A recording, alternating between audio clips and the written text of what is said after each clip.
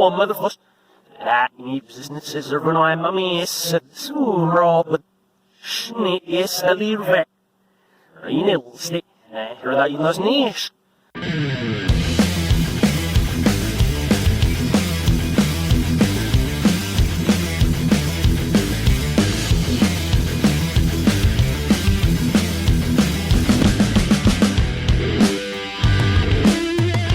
Alright, what's up everyone, and welcome to another episode of The Strength Classroom.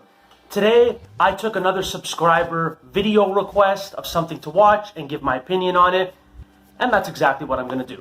So today, I'm talking on a video by Alec Enkiri. I believe that's how he said his name in the beginning, and someone DM'd me on Instagram saying, hey man, actually it's one of my really close subscribers. He messages me all the time on video ideas. He's like, hey man, I just noticed this video saying someone said bands and chains suck, they're a complete waste of time. I noticed you do conjugate, what's your opinion on that? And instead of telling him, I said, you know what, I'll make a video on it and then link you when I'm done. So, I gotta give the people what they want. Shut up. So, I do conjugate, yes. Bands and chains are not a complete waste of time. But let me just go over some of the notes I made while watching his videos. So first things first. The video starts off talking about Alpha Destiny's bench program. And he said, and he's using bands and chains and different variations. So he's basically doing conjugate. And he said, don't listen to this guy because he's built to bench. So anything he does won't apply to you. Okay, I get that logic. However, bands and chains are a universal thing. Form, yes, you can say grip width, optimal grip width is going to depend differently for how people are built. But bands and chains, anyone can use those and get stronger, just like anyone can use free weight and get stronger, just like anyone can use machines, cables, dumbbells, barbells, it doesn't matter. They're all just different tools to get you to the same destination. So to say some are bad, that's wrong. So yes, bands and chains do help the top portion of the lift. Now, if you are not weak there and you have a really strong lockout, you wouldn't need bands or chains.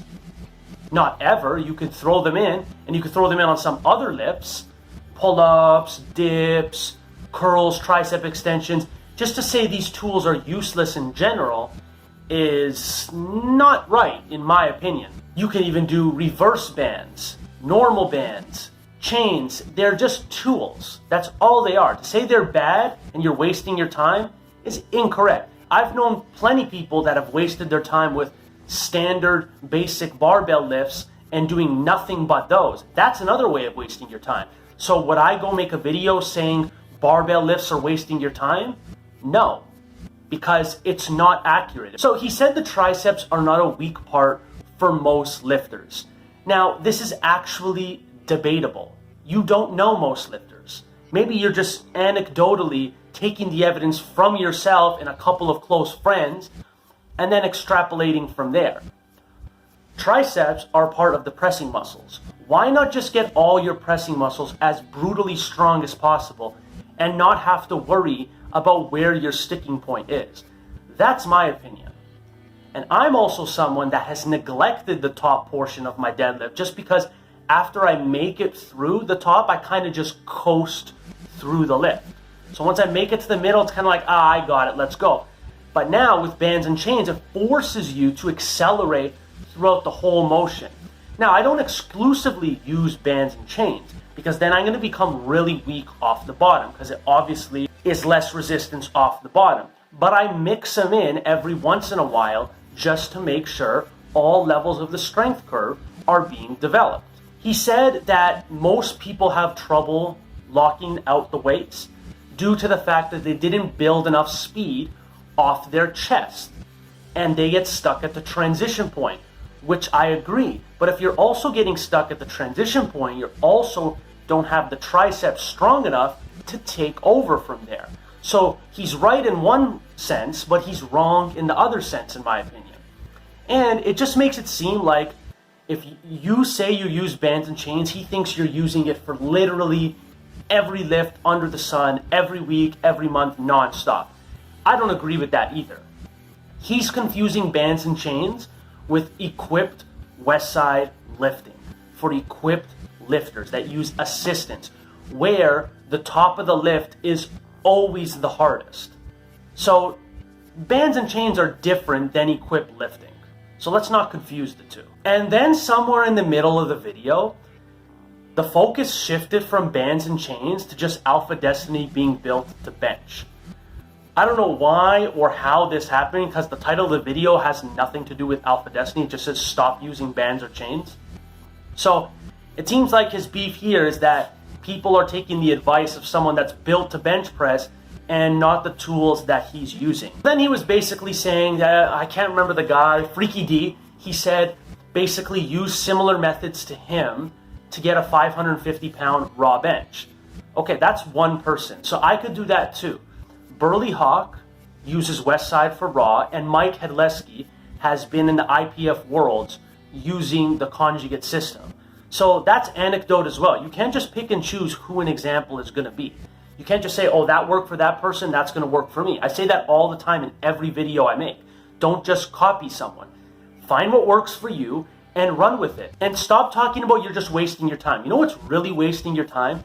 Sitting down on the computer, pondering whether something's going to work for you or not. If you read something on the internet or watch a video, accept the information.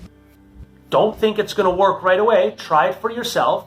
If it works, good. If it didn't, it's not a waste of time. At least you know it didn't work for you. It's only a waste of time if you're trying to make it work, and it's like shoving the square peg into the round hole. Something you know is not going to work, but you're trying to make it work. Just move on to something you know that works. And lastly, if you don't believe bands or chains work, then don't even attempt them, because you have no belief. The only thing that works for you is stuff you believe in.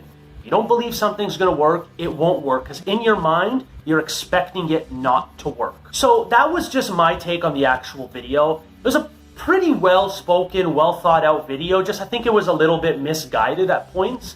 But now here's my take on bands and chains. Using light band tension can be beneficial for almost everyone. Athletes, raw powerlifters, bodybuilders, etc. Even someone like John Meadows uses bands all the time. So light band tension, such as yesterday I deadlifted, I did 520 and I had 40 pounds of band tension. It was just enough to start adding tension at the middle of the pull to make sure I didn't take any points of the range of motion off. It was just, I didn't coast through the final portion of the lift. That's what bands and chains are for. Now, what I disagree with is when you're literally lifting more chains and bands than straight weight. That really will not carry over to your competition lifts. But you need to know how to program them properly. You don't just magically put a band or a chain on the bar and expect it to carry over. You have to know what you're doing. So, in my honest opinion, if you want to use accommodating resistance, get chains before bands. And I'm just talking about this from a monetary standpoint. Bands stretch over time and you will have to replace them. Chains don't. Chains you could beat a chain with a hammer and it could probably be resilient in that point. There's also a difference between the two. Bands are exponential. So the more you move the weight, the tighter the band gets and the resistance goes up. Chains, on the other hand, it's linear. Every, let's say, inch the bar moves, the same amount of resistance is being added. So for the most part, for beginners, intermediates, I would say chains are probably a better option just in that sense. But don't be afraid to put in some light band tension as well. Let's just end on this final note. If you are someone that explodes well off the chest, like myself, but just coasts through the rest of the lift and has triceps as a slight weak point, then bands or chains are well suited for you. Or if you don't really have any lockout issues and you're just trying to make your routine seem less boring, feel free to throw them in for some variation. My general rule of thumb is I try to not add more than 10 to 20% of my 1 rep max in chains. Sometimes I am guilty, I do add more, but it's for a specific purpose. If you don't have a specific purpose, you shouldn't be putting 500 pounds of bands or chains on it if your 1 rep max is 500 pounds. So let's conclude this video. Bands and chains are not a waste of time. They have a specific purpose in training programs. If you don't know that purpose or have no need for them, don't try and force feed them. They add some great variety to your training program. You should at least give them a chance, but if they don't work for you, don't use them. As simple as that. So, if you like this video, please click that like button, subscribe to my channel if you haven't already, share the videos with your friends if you think they'll like them as well. If you have a question for me, drop them in the comments, and as always, class is dismissed. Mother